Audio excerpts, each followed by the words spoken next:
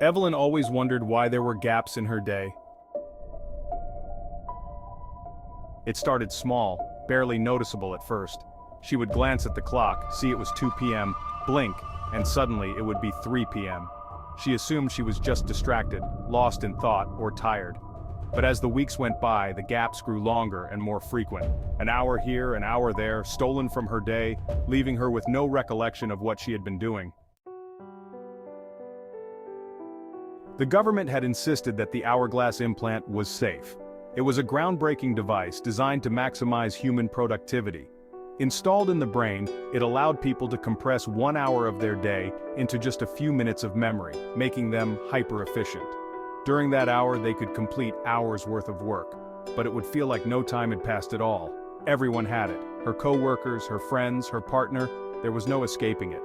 If you didn't get the implant, you'd be left behind in a world that moved too fast. So, Evelyn had reluctantly agreed. She hadn't even felt it when they installed the device in the back of her neck. A quick procedure, and suddenly, she had more time than ever before. At first, it was a blessing. Her workload shrank, and she had free time for things she hadn't been able to enjoy in years. Hobbies, time with friends, even sleep. She barely noticed the blank spots at the end of each day, convinced they were a small price to pay for the benefits. But now, as she stared at her reflection in the bathroom mirror, she realized something was wrong. The gaps were no longer just lost time. They were lost moments. Entire conversations with her partner, Gabriel, vanished from her memory. Things she had done, documents she had signed, errands she had supposedly run, left no trace in her mind. Gabriel would mention a dinner they had last week, and she'd stare at him blankly, not remembering a single thing about it. Tonight was no different. Evelyn glanced at her phone.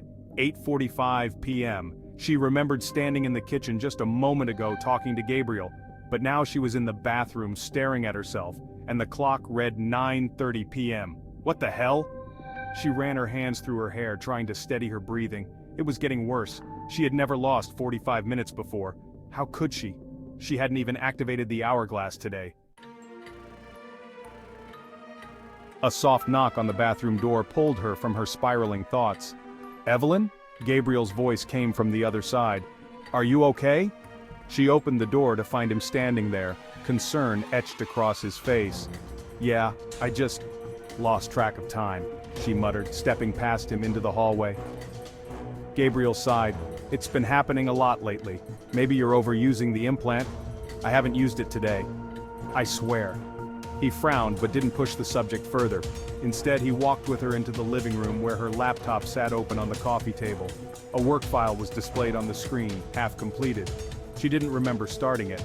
"How long have I been working on this?" she asked quietly, dreading the answer. Gabriel looked puzzled. "About an hour? You told me you needed to finish it before we went to bed." Evelyn felt a chill run down her spine. She had no memory of sitting down to work at all. "Evelyn, I think you need to get checked," Gabriel said, sitting beside her. "People have been talking about glitches in the newer versions of Hourglass. Maybe yours is malfunctioning." She looked at him, her eyes wide with fear. What if it's not a glitch? What if it's taking more than just time? Gabriel's face tightened. "What do you mean?" Evelyn stood up, pacing the room. "What if it's not just compressing hours? What if it's erasing them? What if I'm doing things I don't remember? Things the device is making me forget? That's not possible!" "It's a time management tool, Evelyn, not some mind control device." "Isn't it?" she shot back, her voice rising. "How can we be sure? I can't even remember what I had for dinner yesterday. How do I know that the time I'm losing is just work? What if it's something else, something I'm not supposed to remember?" Gabriel stared at her, unsure of how to respond. Evelyn reached for the back of her neck, her fingers brushing over the small bump where the implant was embedded. The skin there felt warm, almost as if it were alive. "I'm going to get it removed," she said firmly. "I don't care if it means I fall behind at work or lose my promotion. I'd rather have my life back." Gabriel stood up and took her hand. "If that's what you want, I'll support you, but just be sure." Evelyn nodded, though doubt still gnawed at her. She didn't trust the implant anymore. She didn't trust the gaps. And she certainly didn't trust that the government had told the whole truth about Hourglass. The next morning, she scheduled an appointment for removal. 2 days later, Evelyn woke up in the clinic recovery room, her neck sore but her mind clear for the first time in months. The implant was gone. She felt relieved, as if a weight had been lifted from her chest. The world seemed slower, more tangible. Gabriel was waiting for her when she was discharged, a smile on his face as he helped her into the car. "You feel okay?" he asked. "Better than I have in months," she said, smiling back. But as they drove home, Evelyn noticed something strange.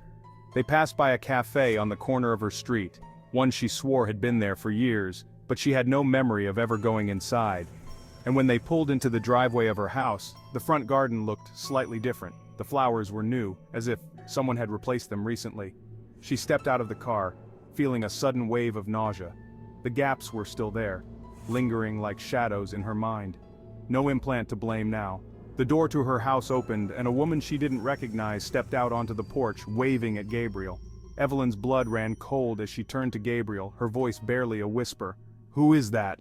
Gabriel's expression darkened as he glanced between the woman and Evelyn. "Evelyn, that's you."